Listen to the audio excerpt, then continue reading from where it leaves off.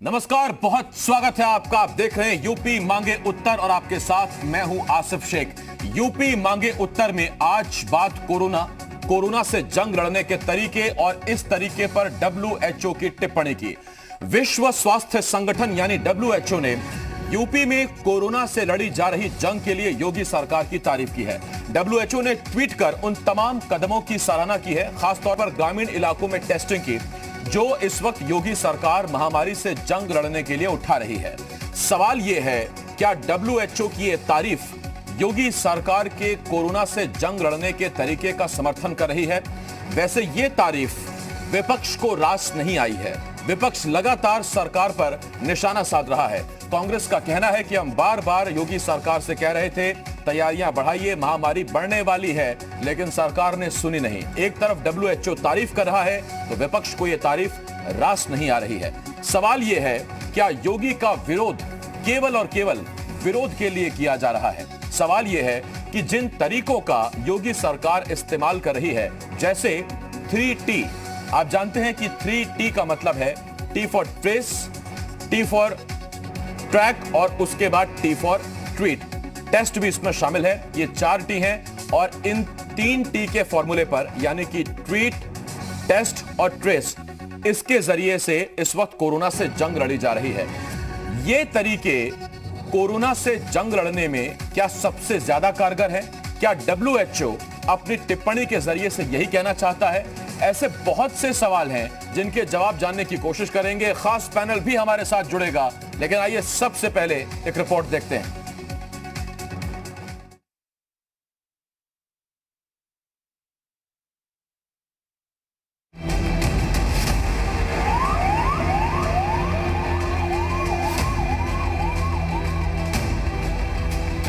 पचहत्तर जिले, 23 करोड़ की आबादी और कोरोना जैसी महामारी।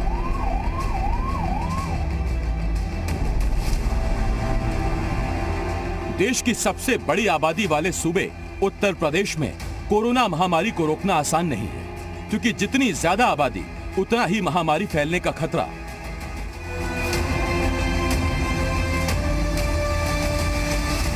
मगर कोरोना से पार पाने के लिए यूपी की योगी सरकार ने कई बड़े कदम उठाए, जिनकी विश्व स्वास्थ्य संगठन यानी WHO ने भी तारीफ की है। दरअसल योगी सरकार की तारीफ करते हुए WHO ने ट्वीट कर कहा,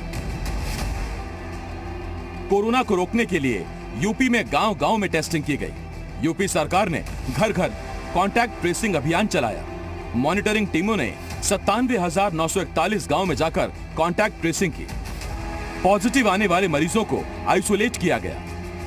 घरों में आइसोलेट मरीजों को दवाइयों की किट उपलब्ध करवाई गई। बिना लक्षण वाले मरीजों का वैक्सीनेशन कराया जा रहा है। WHO की तारीफ जहां कोरोना से जूझ रही सरकार के लिए राहत लेकर आई, तो वहीं ये तारीफ विपक्ष को रास नहीं आई। एक तरफ जहां सरकार WHO की तारीफ को योगी सरकार के किए गए कामों पर मुहर बता रही है, तो वहीं विपक्ष सरकार पर हमलावर है। कांग्रेस पार्टी श्रीमती प्रियंका गांधी जी लगातार इस बात को पिछले 1 साल से उठा रही थी कि कोरोना को लेकर आप तैयारियां करिए, दूसरी लहर आ सकती है। लेकिन उत्तर प्रदेश के मुख्यमंत्री को प्रचार से फुर्सत कहां है? वो तो सिर्फ और सिर्फ बीजेपी के प्रचार के लिए मुख्यमंत्री पद पर बैठे हुए हैं। उत्तर प्रदेश की जनता ने इतना बड़ा भरोसा किया था। WHO की रिपोर्ट कुछ भी कहती हो, लेकिन सच्चाई क्या है कि हमको और आपको, पूरे उत्तर प्रदेश के जनमानस को पता है। 72,000 निगरानी कमेटियां, 97,000 राजस्व गांवों में ट्रेसिंग, टेस्टिंग और ट्रीटमेंट का काम कर रही हैं। जो लोग लक्षण युक्त मिल रहे हैं उनका टेस्टिंग किया जा रहा है और तत्काल मेडिकल किट प्रोवाइड कराई जा रही है। उत्तर प्रदेश सरकार की इस पहल का स्वागत WHO ने भी किया है और कहा है कि उत्तर प्रदेश सरकार ने ग्रामीण अंचलों में जो कोरोना के रोकने की मुहिम चलाई है वो सराहनीय है। दरअसल यूपी की योगी सरकार ने कोरोना से लड़ने के लिए 3T के फॉर्मूले पर काम शुरू किया। ये 3T हैं, ट्रेस, टेस्ट और ट्रीट। इसी फॉर्मूले के तहत सरकार लोगों के घर घर जाकर टेस्ट कर रही है और फिर पॉजिटिव आने वाले लोगों का इलाज किया जा रहा है। यही वजह है कि 1 मई को यूपी में जहां 3,10,000 एक्टिव केस थे, वहीं आज ये मामले 2,20,000 के आसपास आ गए। यानी 11 दिनों में 90,000 एक्टिव केस में कमी आई। अब सवाल ये है, अगर बड़ी आबादी के बावजूद योगी सरकार महामारी से बखूबी लड़ रही है, जिसकी तस्दीक WHO ने भी की है, तो फिर क्या विपक्ष सिर्फ विरोध के लिए विरोध कर रहा है? सवाल ये, क्या लगातार गिरते आंकड़े महामारी से लड़ने के तरीके को सही साबित नहीं करते? ब्यूरो रिपोर्ट, जी मीडिया। देखिए, सवाल बहुत सारे हैं और एक खास पैनल भी हमारे साथ जुड़ रहा है। सीधा हम आपको अपने पैनल से इंट्रोड्यूस कराते हैं। हमारे साथ बीजेपी के तरफ से सांसद एसपी सिंह बघेल साहब जुड़ रहे हैं। इसके साथ साथ समाजवादी पार्टी की तरफ से प्रवक्ता जूही सिंह जी हमारे साथ जुड़ रही हैं। कांग्रेस के एमएलसी दीपक सिंह जी हमारे साथ हैं। कोविड एक्सपर्ट डॉक्टर अभिषेक पाठक जी हमें इस पैनल में ज्वाइन कर रहे हैं और साथ ही यूपी के डीजी हेल्थ डीएस नेगी साहब हमें ज्वाइन कर रहे हैं। मैं आप सभी का बहुत बहुत स्वागत करता हूं, सभी मेहमानों का बहुत स्वागत करता हूं। लेकिन मैं आपके पास आऊं उससे पहले, अब से 20-22 घंटे पहले जो एक ट्वीट किया वर्ल्ड हेल्थ ऑर्गेनाइजेशन ने, विश्व स्वास्थ्य संगठन ने, वो जरा हम अपने दर्शकों को बताना चाहते हैं। इसमें योगी सरकार की ग्रामीण इलाकों में गांव-गांव जाकर जो टेस्टिंग की गई है, वो उस पर तारीफ की है WHO ने। और WHO ने अपने ट्वीट में लिखा, in India's most populous state Uttar Pradesh, the state government has initiated house to house active case finding of COVID-19 in rural areas to contain transmission by testing people with symptoms for rapid isolation, disease management and contact tracing। यानी अपने tweet में साफ साफ WHO ने कहा है कि ग्रामीण इलाकों में जो टेस्टिंग बढ़ाई गई है वो कारगर तरीका है यूपी सरकार का, और यूपी सरकार ने टेस्टिंग बढ़ाई है, उसके लिए तारीफ की है WHO ने। सबसे पहले डीएस नेगी साहब आपके पास आ रहा हूं, उसके बाद फिर राजनीतिक प्रतिक्रिया लेता हूं। डीएस नेगी साहब, ये जो 3T का फॉर्मूला है, ट्रेस, टेस्ट और ट्रीट, उसमें अब तक भारत में सबसे ज्यादा टेस्टिंग करने वाला राज्य उत्तर प्रदेश है। टेस्टिंग की वजह से मामले भले ही आ रहे हो, लेकिन क्या हम इसे यह तरीका माने कि कोरोना से लड़ने का यह इस वक्त सबसे एग्रेसिव तरीका है और इसी के जरिए कोरोना को मात दी जा सकती है? देखिए कि शुरुआत से ही हम लोग जो है इस पे काम करते आए हैं। चाहे वो पहली बार में जब हुआ था, उस समय भी हम लोग जब 1-1.5 लाख के करीब टेस्ट एक दिन में करते थे, और इधर जब नंबर ऑफ केसेस हमारे बढ़े तो हमने करीब 2.5 से 3 लाख केसेस टेस्ट रोज करना शुरू किया। इससे एडवांटेज ये होता है कि हम लोग केसेस को ट्रेस कर लेते हैं, फिर जो उनके कॉन्टैक्ट्स होते हैं उनको भी हम टेस्ट करते हैं। तो जो भी पॉजिटिव केसेस होते हैं जो कि फर्दर संक्रमण फैला सकते हैं, उनको इस प्रकार से हम लोग रोक लेते हैं। जब रोक लेंगे तो वो जो संक्रमण की जो चेन बनती है वो कम हो जाती है। तो ये फॉर्मूला जो है पिछली बार भी हुआ, और इसके लिए पिछली बार भी और इस बार भी अभी माननीय मुख्यमंत्री जी की वर्ल्ड हेल्थ ऑर्गेनाइजेशन द्वारा जो तारीफ करी गई है, क्योंकि ये स्ट्रेटेजी हम लोगों ने शुरू से अपनाई है और ये स्ट्रेटेजी बहुत अच्छी साबित हुई है। कि जैसे अभी आपने कहा कि इतने ज़्यादा हमारे केसेस थे और 90,000 केसेस हमारे कम हो गए हैं, उसी प्रकार से जैसे आज की तारीख में अगर हम देखें तो लखनऊ में हमारे करीब यूपी में पूरे 20,000 ही केसेस ही आज की तारीख में मिले हैं। तो इस प्रकार से ये चीजें, और साथ साथ जो हम लोगों ने इधर देखा कि ग्रामीण अंचल में हमारे कुछ केसेस बढ़ रहे थे, तो 5 तारीख से लेकर 9 तारीख तक हम लोगों ने ग्रामीण में एक सघन अभियान चालू किया, जिसमें कि आशा बहुएं और ये टीम पूरी जाती थी, गांव-गांव जाके लोगों के बारे में पूछती थी, और किसी को भी अगर कोविड लेकिन साहब मैं इस पर आगे आपसे बात करूंगा, लेकिन अगर ट्रेस करके टेस्ट करके हम ट्रीट कर रहे हैं तो फिर एसपी सिंह बघेल साहब, लॉकडाउन की क्या आवश्यकता है अगर ऐसे ही कोरोना कंट्रोल हो रहा है? या फिर ये सम्मिलित प्रयास है कि आप लॉकडाउन भी लगाइए, आप टेस्टिंग भी बढ़ाइए, आप ट्रीट भी करिए, तभी कोरोना पर लगाम लगेगी? जी, लॉकडाउन का ये बीमारी होती है संपर्क में आने से फैलती है, इसलिए कहा जाता है कि दूरी बना के रखें, मास्क पहनने से अंदर प्रवेश नहीं करेगी, सैनिटाइज करने से हाथ संक्रमित नहीं होंगे। तो जो आपने कहा है कि अगर ये ऐसी ठीक हो रही है तो लॉकडाउन के समय निश्चित तौर से लोगों में एक दूसरे के पास नहीं जा पा रहे हैं, संपर्क कम हो रहा है, इसलिए लॉकडाउन बहुत उचित निर्णय है। और जब से लॉकडाउन लगा है तब से आप देख रहे होंगे कि केसों की संख्या निरंतर कम होती जा रही है। और पिछली बार भी हम विश्व में बहुत सही समय पर हमने लॉकडाउन लगाया था, इसलिए भारत तमाम विकसित राष्ट्रों से भी अच्छा कर पाया था। इस बार लॉकडाउन जब से हुआ है तब से संख्या में कमी आ रही है, क्योंकि लॉकडाउन नहीं रहता है तो संपर्क बढ़ता है, संपर्क बढ़ता है तो संक्रमण बढ़ता है, संक्रमण बढ़ता है तो लोग पॉजिटिव ज़्यादा होते हैं और फिर उनकी डेथ भी होती है। लॉकडाउन का सही है। दूसरा, डीजी हेल्थ से ये भी कहना चाहूँगा कि देहात में अभी पंचायत चुनाव की वजह से उनकी फर्स्ट प्रायोरिटी पंचायत चुनाव थे मतदाताओं की। मैं ये कहना चाहूँगा कि सरकार ने नियम बनाया है कि कोई जुलूस नहीं निकालेगा, वो अलग बात है, लेकिन जो प्रधान होता है वो लगभग गांव का प्रधानमंत्री होता है। तो जिनको से आवास चाहिए या शौचालय चाहिए या चीनी की दुकान चाहिए या जो भी प्रधान से पट्टे वट्टे हो सकते हैं वो उनके संपर्क में आ रहे होंगे, क्योंकि गांव में लॉकडाउन, शहर में तो पुलिसिंग ठीक होती है, लेकिन देहात में हम हर गली में पुलिस नहीं लगा पाएंगे। तो मुझे लगता है कि जीते हुए प्रत्याशियों को लोग मिठाई खिला रहे होंगे, साफा बांध रहे होंगे, मुकुट पहना रहे होंगे, माला पहना रहे होंगे। तो थोड़ा देहात में अब ज़्यादा ध्यान देने की भी ज़रूरत है। हाँ ठीक, बघेल साहब आपसे एक सवाल। आपने लॉकडाउन की तारीफ की, आपने कहा हमने पिछली बार भी सही समय पर लॉकडाउन लगाया। क्या वजह है सर कि इस बार जब ज्यादा घातक है कोरोना तो इस वक्त देश में पूर्ण लॉकडाउन नहीं? हाँ, लेकिन जिन राज्यों ने मानक के अनुसार उनके यहाँ ज़्यादा हो रहे हैं उन लोगों ने लॉकडाउन लगाया है, कर्फ्यू भी लगाया है। कुछ शुरू में 2 दिन बंद किए, फिर 3 दिन किया, फिर 4 दिन किया। अब काफ़ी दिनों के लिए यूपी बंद है, तो इसका असर भी पड़ रहा है। ठीक, मैं आता हूं सर आपके पास बघेल साहब। और मैं जो महसूस कर रहा हूँ कि आज से हाँ ठीक, मैं आता हूं सर आपके पास। दीपक सिंह जी हमारे साथ कांग्रेस की तरफ से जुड़े हुए हैं, एमएलसी हैं। दीपक जी आपके पास आ रहा हूं, उसके बाद जू जी आपके पास आता हूं।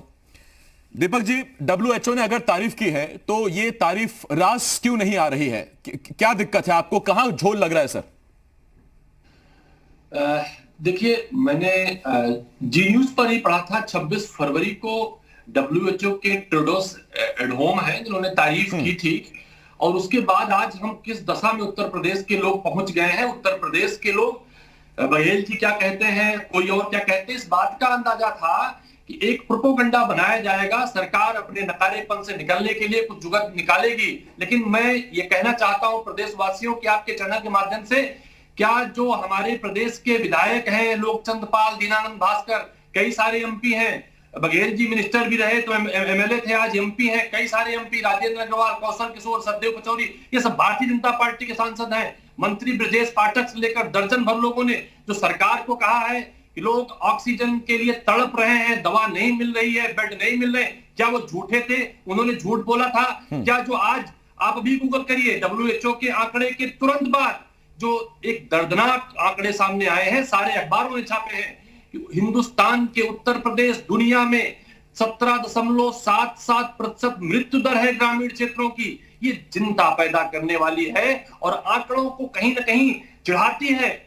जिस प्रदेश में कई मंत्री, कई सारे विधायक, कई पत्रकार, डॉक्टर, जज, साहित्यकार, IAS, IPS, स्वास्थ्यकर्मी, पुलिस के जवान ऑक्सीजन बेड, वेंटिलेटर, रेमडेसिविर के लिए तड़प कर मर गए हो, उस प्रदेश को सर्टिफिकेट कहां से आ गया? सर्टिफिकेट तो हमने देखा था 2020 में पाकिस्तान से भी आया था, क्योंकि भारतीय जनता पार्टी की सरकार कहीं से सर्टिफिकेट मंगवा सकती है, ऐसा माना जाता है। तो हम सर्टिफिकेट पर भरोसा नहीं करते। आज किसी भी भारतीय जनता पार्टी के मंत्री में, भारतीय जनता पार्टी नहीं, उसमें दीपक जी ये है कि क्या सर्टिफिकेट मिल जाने से मुहर लग जाएगी? क्या मुहर लगाने के लिए कामों पर सर्टिफिकेट की आवश्यकता है? ये एक बहुत बड़ा सवाल है। मैं इस पर आऊंगा आपके पास दीपक जी।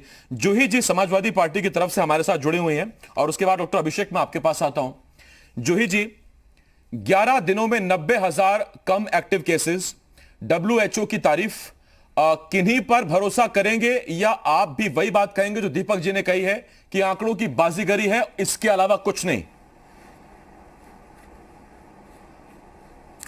नेगी जी आप बैठे हैं तो WHO जैसी संस्थाएं जो हैं, इनको जो आंकड़े उपलब्ध कराए जाते हैं वो राज्य सरकार द्वारा कराए जाते हैं। कोई भी इंटरनेशनल संस्था इस स्ट्रैटेजी की तारीफ करे तो करनी भी चाहिए, क्योंकि यही एक स्ट्रैटेजी है जो हमें अपनानी चाहिए। आंकड़े सही हैं या गलत हैं, राज्य सरकार अगर इस तारीफ से खुश है, राज्य सरकार कह रही है कि हमने बहुत बेहतरीन काम किया, तो उनको शर्मसार होना चाहिए। एक भयावह मंजर हमने देखा, क्यों? क्योंकि पंचायत चुनाव चल रहे थे, तो 5 मई से राज्य सरकार ने यह प्रक्रिया चालू की। तब तक कोरोना बुरी तरह फैल गया था। ऑक्सीजन की कमी सब लोग जानते हैं, ऑक्सीजन की कमी से लोगों की मौत हुई, कोरोना से नहीं हुई। एम्बुलेंस में ऑक्सीजन नहीं मिल पाई, शमशान घाट में जगह नहीं मिल पाई, लोग बेडों के लिए इधर उधर घूमते रहे। आपके पास भी फोन आते होंगे, गंभीर मंच है, तो राज्य सरकार needs to take a reality check. WHO की ही साइंटिफिक एडवाइजर ने अभी आज ही शायद कहा है कि भारतवर्ष अपने मौत के आंकड़े छुपा रहा है। आंकड़ों को बिल्कुल टेस्ट करने चाहिए, जो भी आंकड़े हैं उनका सामना करना चाहिए।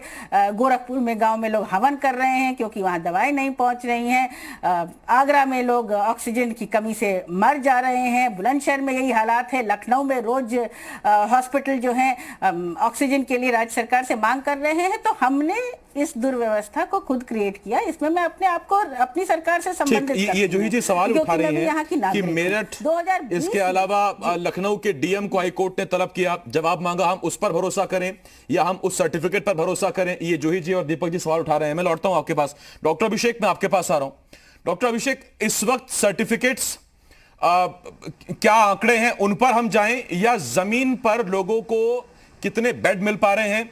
ऑक्सीजन की किल्लत तो नहीं हो रही? रेमडेसिविर पर्याप्त है कि नहीं है? कंसंट्रेटर्स है कि नहीं है? हम इस पर बहस करें।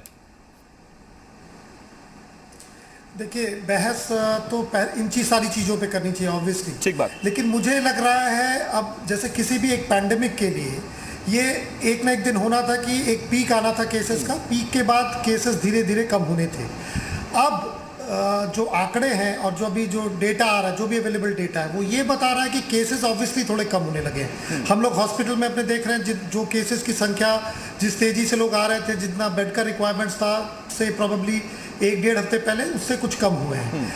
अब आपको ये देखना है कि जो गांवों के लिए जो स्ट्रैटेजी जो गवर्नमेंट ऑफ यूपी की है, आपको मैं बता दूं, ये जो 3 T's जो आए हैं, ये जॉन हेगर्थ की एक 18वीं सेंचुरी में स्मॉल पॉक्स के लिए टेक्निक थी कि पहले आइसोलेट कीजिए, पहले आइडेंटिफाई कीजिए केस को, फिर आइसोलेट कीजिए उस केस को, और बाकी लोगों को वैक्सीनेट कीजिए। तो बेसिकली जो स्ट्रैटेजी अभी इस तरीके से आने जो government of UP government try कर रही है, वो ये कर रही है कि गाँवों में जो भी केसेस हैं उसको आइडेंटिफाई करना। तो अगर डोर टू डोर कैंपेन से आप एक चीज़ करने की कोशिश कर रहे हैं, आइडेंटिफाई करने के बाद आइसोलेट भी किया जा सकता है कुछ हद तक।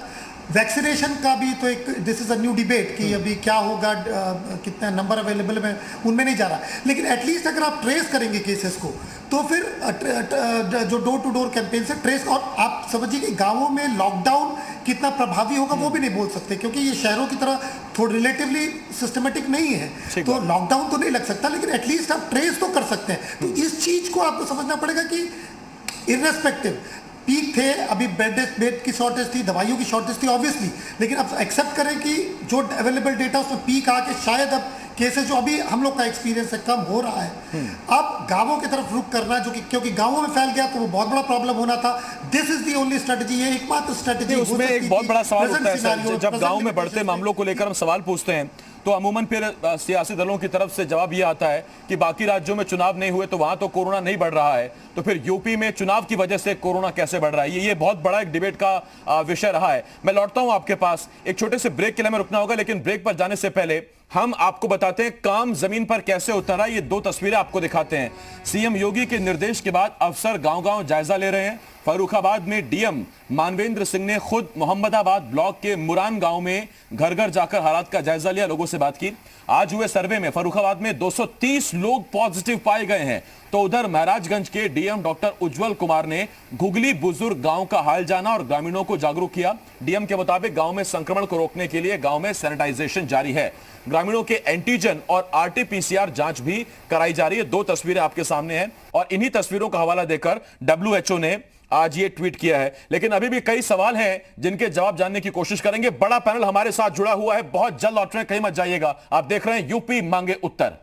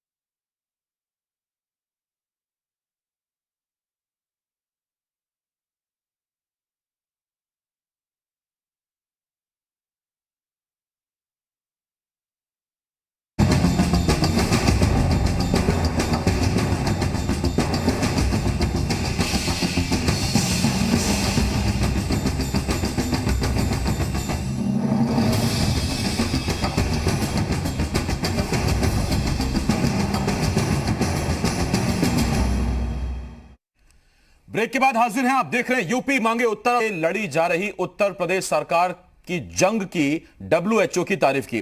डब्ल्यूएचओ यानी कि वर्ल्ड हेल्थ ऑर्गेनाइजेशन ने एक ट्वीट कर योगी सरकार के कोरोना से जंग लड़ने के तरीके की तारीफ की है। और यह तरीका क्या है आपको बताते हैं। 3T यानी कि ट्रेस, ट्रीट और ट्रैक, यानी कि सबसे पहले ट्रेस कीजिए, फिर आप टेस्ट कीजिए और फिर आप उसे ट्रीट कीजिए। यह 3T का फॉर्मूला है। और इसके साथ साथ गांव में घर घर जाकर टेस्टिंग का अभियान 5 मई से उत्तर प्रदेश में शुरू हुआ। डब्ल्यूएचओ ने इसी की तारीफ की है। विपक्ष इस पर ऐतराज जता रहा है। विपक्ष ग्राउंड रियलिटी बताने की कोशिश कर रहा है, जबकि सरकार का कहना है कि यही ग्राउंड रियलिटी है जिसे डब्ल्यूएचओ ने अपने ट्वीट के जरिए से लिखा है। एक बड़ा पैनल हमारे साथ मौजूद है। सीधा एक बार फिर हम अपने पैनल के पास चलते हैं। बीजेपी से सांसद एसपी सिंह बघेल साहब हमारे साथ जुड़े हुए हैं।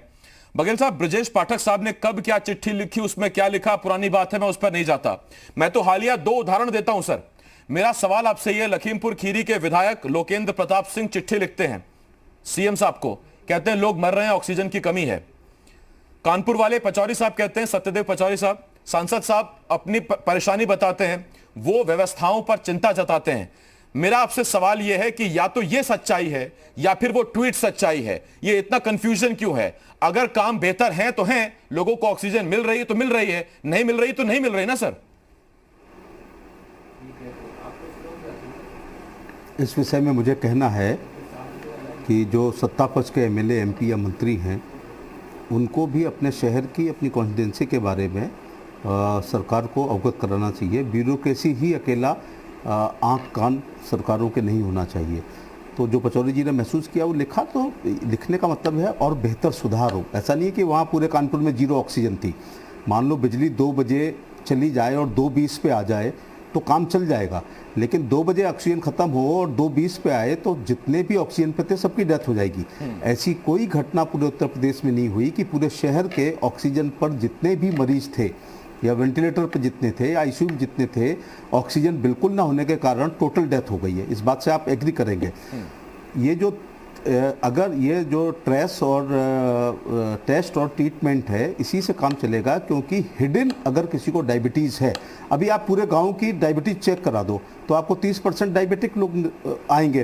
तो अगर किसी की हिडन डायबिटीज़ है तो वो अपनी किडनी खराब कर रहा है, अपने सर खराब कर रहा है। लेकिन अगर किसी को हिडन कोरोना है और वो ट्रेस नहीं हुआ, टेस्ट नहीं हुआ और ट्रीटमेंट नहीं हुआ, तो वो पूरे गांव को संक्रमित करेगा। इसलिए मुख्यमंत्री जी के मैं इस कदम की सराहना करता हूं कि 5 मई से देहात, जो ये देश गांव का देश है, देहात का देश है, किसानों का देश है, तो उनकी ट्रेसिंग भी होनी चाहिए, उनका टेस्ट भी होना चाहिए और उनका अच्छा। ये दीपक जी, एमएलसी साहब या जूही जी, इवन आसिफ भाई, आप भी, सारे लोग महसूस कर रहे होंगे कि पिछले 7-8 दिन से, क्योंकि आप सब लोग मीडिया के लोग के पास भी अप्रोच उतनी होती है जितनी एमएलए एमपी पर होती है। जोही जी प्रवक्ता हैं, वेल नोन फिगर है लखनऊ की, और दीपक भी एक पॉपुलर एमएलसी हैं। आप खुद महसूस कर रहे होंगे हृदय से, इवन आपके टेक्नीशियंस और कैमरामैन महसूस कर रहे होंगे कि पिछले 7-8 दिन से अब उनके पास उतने फ़ोन हेल्प के लिए नहीं आ रहे होंगे। 2-3 दिन का समय आया था जब फ़ोन पर बेड मांगा जा रहा था, ऑक्सीजन मांगी जा रही थी, रेडमिसिविर इंजेक्शन मांगा जा रहा था, वेंटिलेटर मांगा जा रहा था। लेकिन हम सबके मोबाइल, मैं अपनी तारीफ नहीं करूँगा, चाहे जूही जी हों या दीपक जी हों या हमारे सबके अपने मोबाइल अपने शहर के कंट्रोल रूम होते हैं। एक पॉपुलर जनप्रतिनिधि वही होता है जो सारे फ़ोन अटेंड करता है। तो मैं महसूस कर रहा हूँ कि ज़रूरत से ज़्यादा इस प्रकार की अब सहायता की कमी आ रही है कि लोग नहीं मांग रहे हैं। लेकिन आया था 1-2 दिन पैनिक हुआ था, इसमें कोई 2 राय नहीं है। लेकिन अब मेरा मोबाइल अपने आप में कंट्रोल रूम है। सुबह के 3 बजे मैं इसको बंद करता हूं और सारे फ़ोन अटेंड करता हूं। युद्ध स्तर के प्रयास हुए, जैसे ऑक्सीजन लेवल पे कई चीज़ें मीडिया में नहीं आ पाई, हमने राजनाथ सिंह जी से अनुरोध किया, सीएम साहब से कहा, तो मालवाहक हवाई जहाज़ आगरा में होते हैं, तो हमारे 2 टैंकर गए, 19 घंटे हमारे बचे। इस प्रकार से हवा से ऑक्सीजन बनाने का एक प्लांट आया तो उसका कंप्रेसर ख़राब हो गया, तो आर्मी वालों ने कंप्रेसर हमें अहमदाबाद से लेके दिया, EME आर्मी ने उसको चलाया। ऐसे ये सब चीज़ें नहीं आ पा रही हैं, लेकिन कोई भी सरकार जो संवेदनशील है वो सब लोग ये स्तर पे काम कर रहे हैं, लेकिन सब दिखाई नहीं जा पा रहे हैं। WHO कोई चैनल या अखबार नहीं है कि उनको विज्ञापन देकर के आप उनसे कोई उनको प्रभावित कर सकते हैं। WHO अपने आप में इंडिपेंडेंट संस्था है, और जिस दिन WHO भी आंकड़े गलत देने लगेगी, सर्टिफिकेट गलत देने लगेगी, तो फिर संयुक्त राष्ट्र संघ का या यूनिसेफ का या यूनेस्को का या WHO का या ILO का इनका महत्व तो नहीं रहेगा। लेकिन मैं ये कहता हूं कि एक प्रमाण पत्र लेके हमें बहुत खुश नहीं होना है, हमें अपनी पूरी तैयारी करनी है। उत्तर प्रदेश अपने आप में एक 5वां देश है। हमारे घर जब 10-12 लोग आते हैं, जिस दिन हम उनको नाश्ता कराते हैं, 30-40 आते हैं तो हम जरूर चाय पिलाते हैं, लेकिन 200 लोग आ जाते हैं तो मेरे पास क्रॉकरी भी नहीं है। जाहिर बात है, थोड़ी यही स्थिति हो रही है, लेकिन युद्ध स्तर पर हम लोग काम कर रहे हैं। आज जाना भी है, आज मेरे को ADM साहब ने, आज मुझे ADM ने सर जी और ADM सिटी ने मेरे को फोन करके कहा कि रेमडेसिविर इंजेक्शन की जरूरत हो तो मेरे को भेजो। मैंने एक फॉर्मेट बना रखा था, क्योंकि अधिकारियों को नाम बताओ, पिताजी का नाम बताओ, पता बताओ, फिर ये तो एक फॉर्मेट है, name of the passenger, address और खासतौर से उसके तीमारदार का नाम, उसका नंबर, हम वो भेजते थे और तुरंत आता था। मैं निजी तौर पर एसएन मेडिकल कॉलेज आया हूँ, आपको आपके दुबे जी को मैं उसके फुटेज भी दूंगा। मैं कोरोना अस्पताल में शांति वेद में गया, मैं कोरोना अस्पताल जिला अस्पताल गया, कोरोना अस्पताल अबागढ़ में गया। तो जो कहते हैं कि यार एयरबॉर्न है, तो मैं कोरोना अस्पतालों में घुस करके मदद कर रहे हैं। ये ऐसा करके हम कुछ एहसान नहीं कर रहे हैं, इसी के लिए हम लोगों को चुना गया था। तो मैं जैसे आपका संवाददाता जब तक ग्राउंड जीरो पर नहीं जाएगा तो आप ये पैनल डिस्कस भी नहीं कर पाएंगे। इसी प्रकार से मैं अपनी नहीं कह रहा हूँ, सारे लोग मेहनत कर रहे हैं, लेकिन ऐसा कोई दिन नहीं है जिस दिन हम लोग इस प्रकार के लोगों की सहायता ना करते हो। लेकिन बहुत कमी आई है। आज मुझे ऑक्सीजन प्लांट वाले ने कहा कि सर जो है किसी को भेजें, तो अब कोई लाइन नहीं है।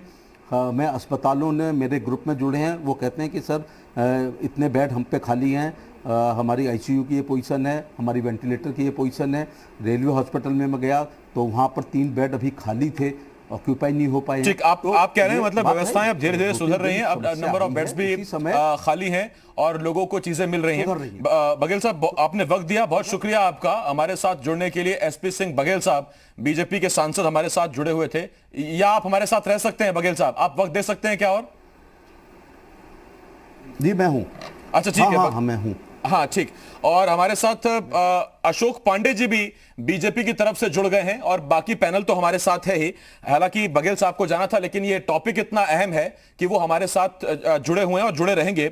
अशोक पांडे साहब भी बीजेपी की तरफ से हमारे पास आ गए। हमको ऐसा लगा था कि शायद बघेल साहब चले जाएंगे, लेकिन ये मुद्दा बड़ा अहम है। मैं आपके पास आता हूं अभी बघेल साहब, और अशोक पांडे जी आपका स्वागत है चर्चा में, आपके पास भी आता हूं। लेकिन उससे पहले जूही जी आपके पास आ रहा हूं। ब्रेक पर जब मैं गया था तो उससे पहले मैं आपसे सवाल पूछ रहा था, और जूही जी मेरा सवाल यह है, विपक्ष को कहीं यह तो नहीं लग रहा कि कोई सियासी दल नहीं है WHO या फिर कोई पार्टी नहीं है, लेकिन क्या यह सर्टिफिकेट 2022 के लिए इंपॉर्टेंट है क्या, या उस मायने से बहुत अहम है क्या? देखिए, अभी सांसद जी बहुत ही हमारे व्यवहार कुशल जमीनी नेता हैं, उन्होंने स्थितियों का बयान किया। अगर स्थितियां बिल्कुल ही ऐसी होती, WHO एक संस्था है इंटरनेशनल, जिसको राज्य सरकार आंकड़े उपलब्ध कराती है। जिस नीति को WHO ने सही ठहराया है, वही नीति कोरोना के कंट्रोल के लिए कारगर होगी।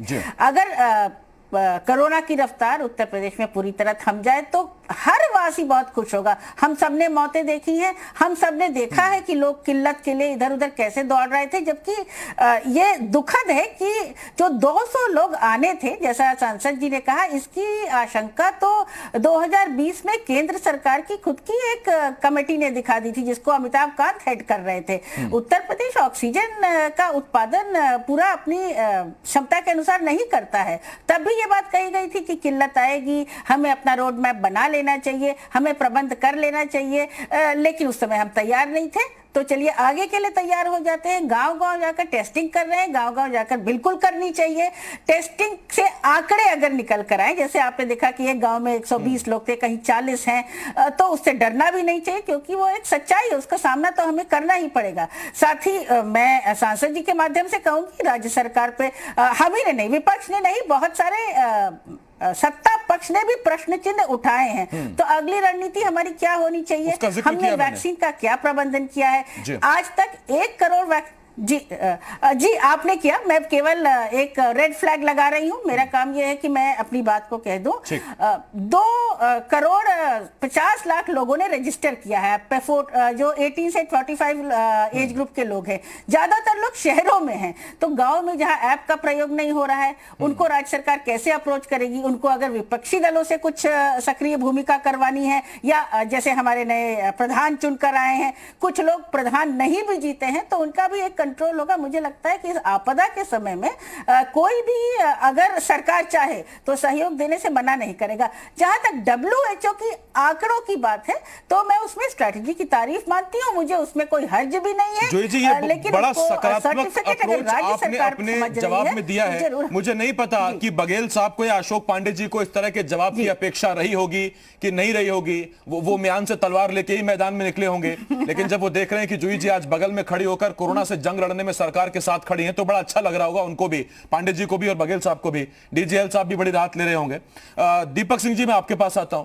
दीपक जी, जूही जी ने जो बात कही, उन्होंने एक बात बहुत अहम कही। उन्होंने कहा कि आप टेस्ट करिए, नंबर अगर बढ़ते हैं तो उससे घबराना नहीं चाहिए, लेकिन सरकार को फिर कोसने के लिए विपक्ष सबसे आगे आता है अगर नंबर बढ़ जाते हैं। अगर जरा सी टेस्टिंग अगर और बढ़ के, जाहिर बात है सर, टेस्टिंग बढ़ेगी, पॉजिटिव केस बढ़ेंगे, लेकिन जैसे ही केस बढ़ते हैं विपक्ष फिर तैयार हो जाता है म्यान लेके, भाला लेके कि देखिए टेस्ट बढ़ रहे हैं, आप संभाल नहीं पा रहे स्थिति। कांग्रेस पार्टी ने कभी टेस्ट पे सवाल नहीं खड़े किए। कांग्रेस ने टेस्ट बढ़ाने के लिए सवाल किए प्रियंका गांधी जी से। पूरे कांग्रेस पार्टी ने, जब इन्होंने प्राइवेट लेवल पर टेस्ट पे रोक लगाई थी, तब भी आवाज उठाई थी, टेस्ट बढ़ाने की आवाज उठाई थी। क्योंकि जब बिना टेस्ट किए कई सारे ऐसे गांव हैं, सुल्तानपुर खेड़ा 25 आदमी मर गए, उनका टेस्ट नहीं हुआ, कोविड पॉजिटिव थे। दातागंज के 24 घंटे में बदायूं की 38 आदमी मर गए, टेस्ट नहीं हुआ। अच्छे आदमी वो बघेल जी हैं, मंत्री थे, हम सब अच्छे से बैठते थे, बात करते थे। और बघेल जी भाजपा तो नहीं, झूठ बोलते हैं। मतलब आगरा जनपद के बमरौली गांव कटरा में 25 लोग मर गए। सरकार कहती रही हमने टेस्ट किया है, सैनिटाइज किया है, ये किया है। जब वहां लाइव टीम गई, कांग्रेस पार्टी का डेलीगेशन गया, कई चैनलों ने दिखाया, तो वहां के गांव वालों ने कहा पहली बार कोई सरकारी टीम आई है जब टीवी कैमरे और किसी पार्टी का डेलीगेशन आया है। क्योंकि मैंने आगरा की बात जानबूझकर कही। ये लोग आंकड़ों को छुपाते थे। जो अगर हम कहें, सरकार कहती हमने तीर मार दी, जब आग लगी थी, आग स्वतः बुझ जाए तो बुझा। अगर स्वतः किसी मकान में आग न लगे तो वही कोई व्यक्ति लूटेगा। अगर दमकल की जिम्मेदारी बनेगी ना बुझा पाने के लिए। आग लगी थी, प्रदेश के लोग दवा के लिए, बेड के लिए, अस्पताल के लिए तब भी तड़प रहे थे। आज भी परेशान हैं, आज भी दवाएं नहीं है, आज भी ऑक्सीजन नहीं है। टेस्टिंग अगर हो रही थी, टेस्टिंग के हिसाब से WHO सरकार आंकड़ा देगी, अगला आंकड़ा आएगा। पूरी दुनिया में उत्तर प्रदेश के, मैंने पहले राउंड में कहा था, 17.77 मृत्यु दर है। ये डराती है। मैं इस बात की इसलिए नहीं कह रहा हूं, सरकार तैयार नहीं है। मुख्यमंत्री जी कहते हैं हमने 1.5 लाख बेड तैयार कर दिए। इनके ऑफिशियल ट्विटर हैंडल ट्वीट हुआ था, मैं खुद कोविड पॉजिटिव था, मेरा परिवार कोविड पॉजिटिव था। मुझसे ज्यादा इस चीज के बारे में शायद कम लोग जानेंगे जो पॉजिटिव नहीं हुए होंगे। हमें लोग फोन भी करते हैं, लोग हमसे जानना भी चाहते हैं। ये जो सरकार का फेलियर था, इनके सिस्टम का फेलियर था।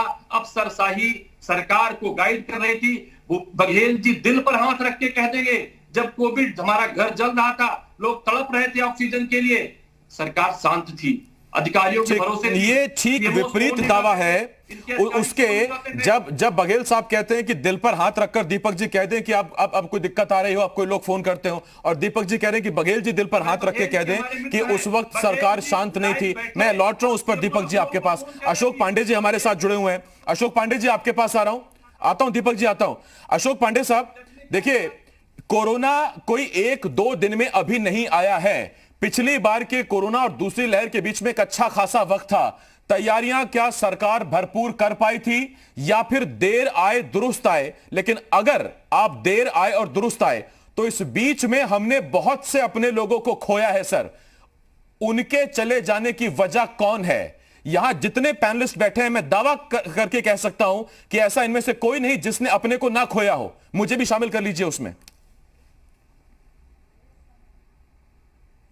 देखिए, आपको बता दें कि सरकार पूरी तरह सचेत थी ऑक्सीजन सिलेंडरों की व्यवस्था हो रही थी, जो ऑक्सीजन वो थे बंद थे यूनिट, उसे शुरू किया गया। प्राइवेट अस्पतालों की जो दुर्दशा थी उसे भी ठीक की गई। दुर्भाग्य है कि हम लोग तो युद्ध स्तर पे काम कर रहे थे, लेकिन ये विपक्ष के लोग जिस तरह से दिग्भ्रमित करने का काम कर रहे थे, ये वही लोग हैं जिनके राष्ट्रीय अध्यक्ष अखिलेश यादव कह रहे थे, अरे बाप रे बाप, मोदी की वैक्सीन लगवाऊंगा, हमारी सरकार आएगी हम बनाएंगे तो लगाएंगे। इनके एमएलसी कह रहे थे, अरे बाप रे नपुंसक हो जाएंगे। इन लोगों ने समाज में दिग्भ्रमित करने का काम किया और जनता को जिस तरह से इन लोगों ने कोरोना संक्रमण काल में यह सब अपराध किया है। पांडे साहब, इन दलीलों का जो आप जिक्र कर रहे हैं, जो विपक्ष की तरफ से दी गई, उसका कुछ असर दिख रहा है क्या आपको? आपने अभी 11 जिलों में 18+ के लिए वैक्सीन खोली, सर भीड़ उमड़ पड़ी, आपको लग रहा है कि उसका कोई असर हुआ है? हर आदमी अपनी जान को लेकर सचेत है, समझदार है, अपनी जान बचाने भर का ज्ञान उसके पास है। बिल्कुल बिल्कुल बिल्कुल। तो जी, जनता समझदार है, लेकिन उसे दिग्भ्रमित करने का जिन लोगों ने प्रयास किया उन्हें तो क्षमा मांगना चाहिए।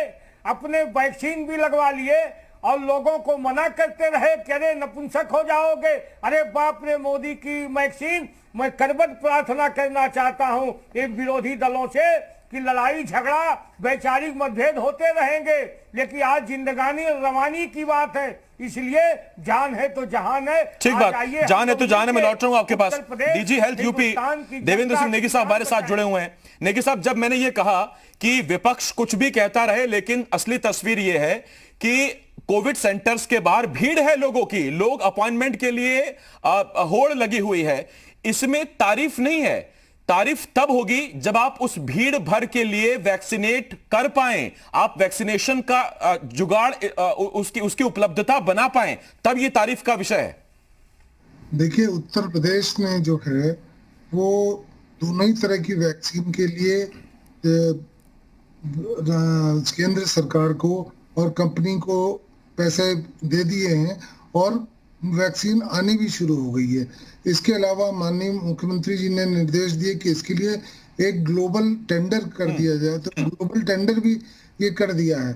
इसके अलावा देखिए, इस समय बात इसकी नहीं है कि जो कुछ कमी रही या जो कुछ रहा, लेकिन इस समय है कि हम लोग तैयारी करें। जैसे आप अभी बात हो रही थी ग्रामीण क्षेत्र में, तो ग्रामीण क्षेत्र में जैसा कि पता है कि सारे लोग, टीम जा रही है, विजिट कर रही है, जो भी कोई लक्षण पा रहा है वाला आदमी को मिल रहा है, तो उसमें क्योंकि जो भी दवाइयां हम चाहे आइवरमेक्टिन, डॉक्सीसाइक्लिन, जिंक वगैरह जो भी दवाई देते हैं, इसका कोई भी ऐसा साइड इफेक्ट नहीं है कि जो कि जानलेवा हो। तो ऐसे में हम लोग अगर कोई भी इस तरह के कोई रोगी इस तरह का मिलता है तो उसको दवा के पैकेट उसको दे रहे हैं। साथ ही साथ उसी में हिंदी में लिखा हुआ है एक तरफ कि किस तरह से उसको दवाई खानी है, उसके दूसरी तरफ लिखा हुआ है कि क्या क्या उसको बचाव करना है, कि कैसे मास्क पहनना जरूरी है और क्या क्या इस दौरान में क्या क्या एहतियात बरतनी है। तो ये सारी चीजें कर रहे हैं।